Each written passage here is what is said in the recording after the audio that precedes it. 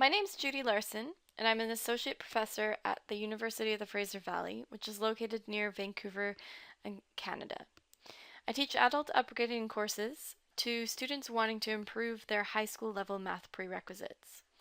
So, over the years, I've worked with many adults who have had very negative past experiences in learning math.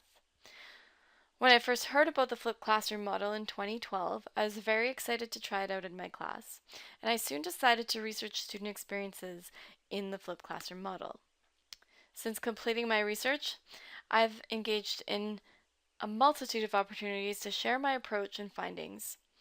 In this webinar, I'll overview the key aspects of my work on flipped learning, and I sincerely welcome any questions during the discussion period. So, in the traditional classroom, the majority of class time is used to provide a lecture. Students take notes, and although the lecture may be very engaging, they go home and work on deciphering their notes alone. They work on problems alone, and eventually they often, unfortunately, get frustrated. They have no one to reach out to in this moment. Some students have opportunities to collaborate and to get help, possibly in the form of learning centers and tutoring opportunities, but this is not always the case. The flipped classroom changes the cycle. It moves direct instruction to students' individual learning spaces. This means that teachers can decenter themselves and capitalize on the newfound time in class for applications and engaging activities. So the basic idea is that students preview content prior to class, and during class, they're involved in applying the previewed content. This being said, there are obviously many ways of implementing a flipped classroom. If you'd like to see more definitions and resources and links to studies on flipped classrooms, flippedlearning.org is a great place to go. My personal journey towards implementing flipped classrooms was spurred by my need and desire to create more class time for problem-based learning. I also wanted to broaden my capacity to help students deepen their understanding of concepts that were presented in my videos. So I'm going to tell you a bit about how I implemented my flipped classroom. I created videos before each class that I assigned to students. I used Camtasia to screen capture my lessons, and I recorded it using a headset microphone with a tablet PC. I used YouTube to upload videos so that it'd be easier to access.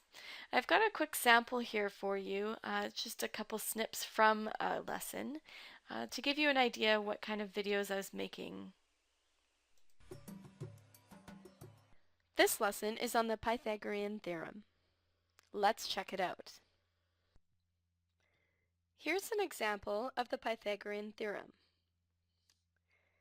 We take A, B, and C in a right-angled triangle and build squares on them. And we can cut up the square on B and take the square on A and move them in, and they become the same area as the square on C. Here we have a right triangle where A is 16, B is 34, and C is unknown.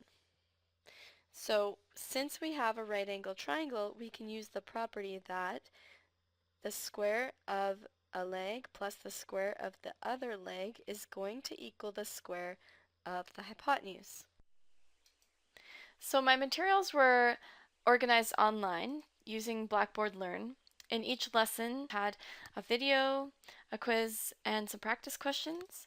I also had a discussion blog, so there was this online component that students had out of class time. Now this caused class time to be incredible in the sense that I was able to foster deep collaborative learning opportunities for students. Most of my class time was spent having students work on problems in random groups. Deep thinking and collaboration during these activities was heightened. Students could also pursue the goals that they had, so they could take up these opportunities to deepen their understanding, but they could also choose to work alone. Some students did this after a period of time. They had possibly fallen behind with the material, or they hadn't watched their videos. And so they also had the opportunity to work in this space at a more self-paced type of approach, but they still had access to teacher support and communal support in this as well, and they were able to catch up using the videos. So the neat thing here was that problems could be worked on and students could ask questions. They could also be given some more time to practice in a community that was supportive. Some of the class activities that I included in my classroom was the Barbie Bungee jumping activity. This is an NCTM activity where students need to figure out how many rubber bands to put together to let Barbie bungee jump and not hit her head. This leads to linear relationships. Another type of activity is to get students to create problems, so creating the problems themselves. Again, I'm giving them a lot of autonomy over how to approach the problem, but I'm giving them a structured environment. So here the student said, hey, how do we find the surface area of this?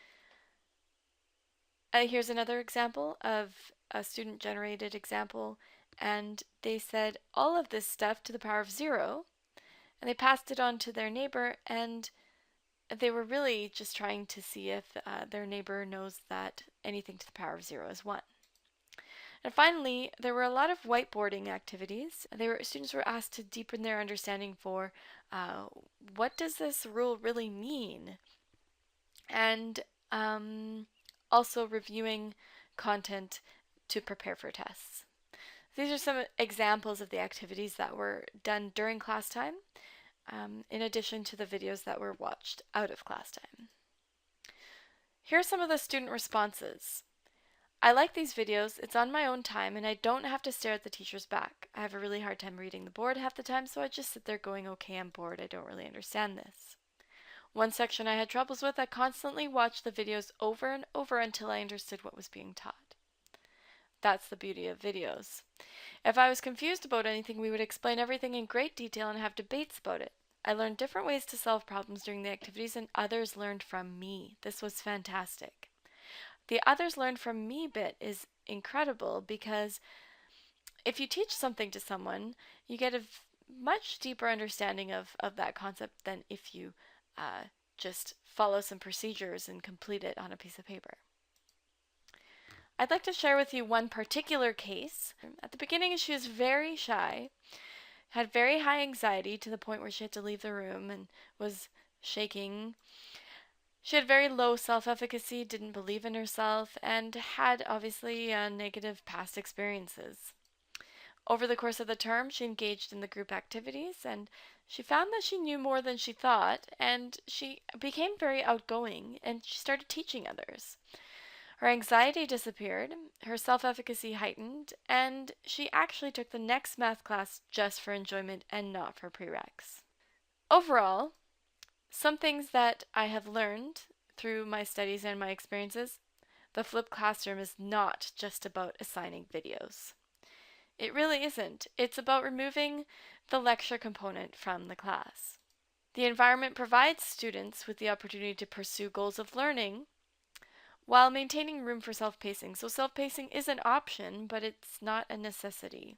Overall, what I've found is that to implement a flipped classroom well, one should focus on giving autonomy to students over cognitive dimensions more than procedural and organizational aspects, meaning to keep them engaged, giving them freedom over how to solve a problem is the more important aspect of giving students freedom, whereas procedural and organizational aspects actually proved better when they were more organized and structured. So, if well implemented, the flipped classroom has shown really positive influence on student self-efficacy, particularly in my case of mathematics.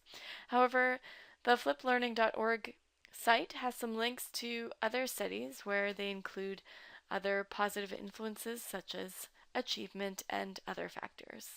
So thank you very much. My name is Judy Larson. Here's my email, my webpage, and my Twitter feed. Please don't hesitate to contact me, and look forward to hearing from you. Thanks.